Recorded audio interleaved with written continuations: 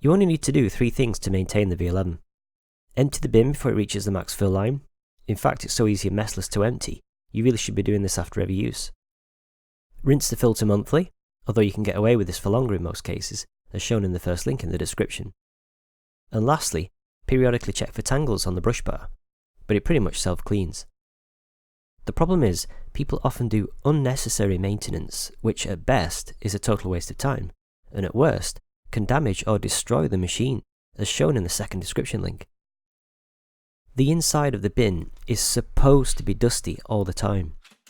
The dust acts as a lubricant, helping it slide open easily, and fine powder is in fact put on all rubber seals in the factory. You can see here, the bin should always slide open easily with just a single finger. If it doesn't, your seals are sticky. The manual advises to optionally clean the bin with a dry or damp cloth. The problem is, people use a damp cloth to wipe seals, which the manual does not advise. This removes the dusty lubrication, making them stick like glue, as you can see here.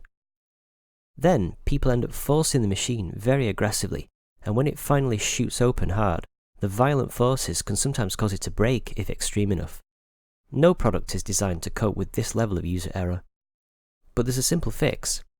If you've unnecessarily wiped off all the essential lubrication without realizing its importance, then just smear a bit of baby talc back on. Talc is a fine, soft mineral rock, and is essentially soft dust. It completely restores the lubrication that shouldn't have been removed, and makes the bin slide really nicely again.